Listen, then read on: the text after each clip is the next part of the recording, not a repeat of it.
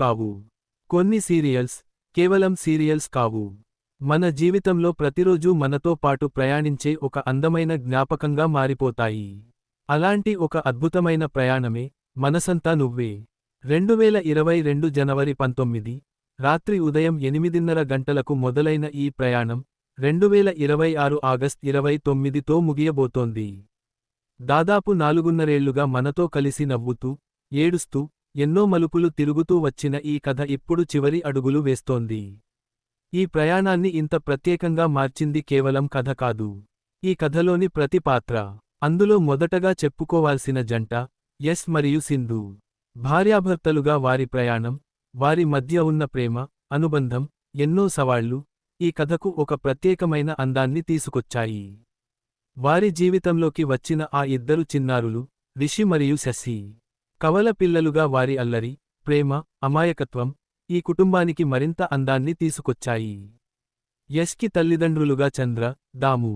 సింధుకి తండ్రిగా సూర్య, అత్తగా అంబిక, మామయ్యగా మారుతి. వీళ్లందరి బంధాలు కలిసే ఈ కుటుంబ కథ మనకు ఎన్నో భావోద్వేగాలను అందించింది.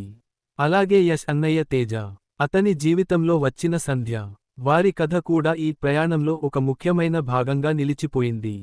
ఇక యశ్కి మరో రూపంగా వచ్చిన కాశీ. ఒకే నటుడిలో రెండు విభిన్నమైన పాత్రలను చూసిన ఆ అనుభవం ఈ సీరియల్లో ప్రత్యేకమైన గుర్తుగా మిగిలిపోయింది. కాశీ జీవితంలోకి వచ్చిన సుబ్బు. వారి మధ్య ఉన్న బంధం కూడా మనకు ఎన్నో అందమైన క్షణాలను ఇచ్చింది. అయితే ప్రతి కథలో మంచి మాత్రమే ఉండదు కదా. కథను మరింత ఆసక్తికరంగా మార్చిన ప్రతినాయకులు ఉంటారు. అలాంటి పాత్రల్లో ఒబుల్ రెడ్డి ఒకరు.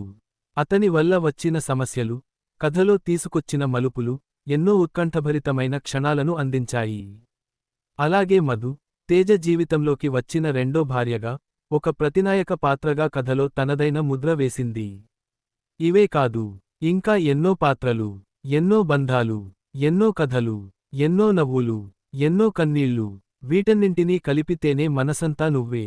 ఈ సీరియల్లో మనం కేవలం పాత్రలను చూడలేదు, వారి జీవితాలను మన జీవితాల్లో ఒక భాగంగా భావించాం.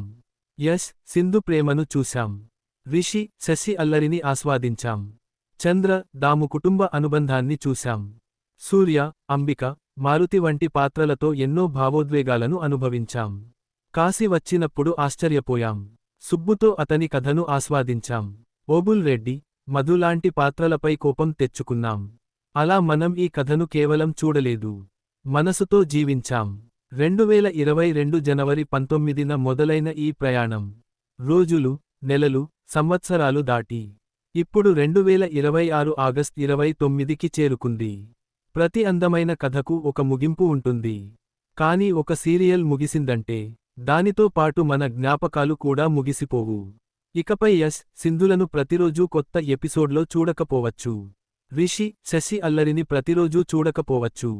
కాశీ, సుబ్బు, ఓబుల్ రెడ్డి, మధు, ఇంకా ఎన్నో పాత్రలను కొత్త కథల్లో చూడకపోవచ్చు. కానీ వాళ్ళు ఇచ్చిన జ్ఞాపకాలు మాత్రం మనతోనే ఉంటాయి. 4.5 మన జీవితంలో ఒక భాగంగా ఉన్న మనసంతా నువ్వే ఇప్పుడు ముగింపుకు చేరుకుంది.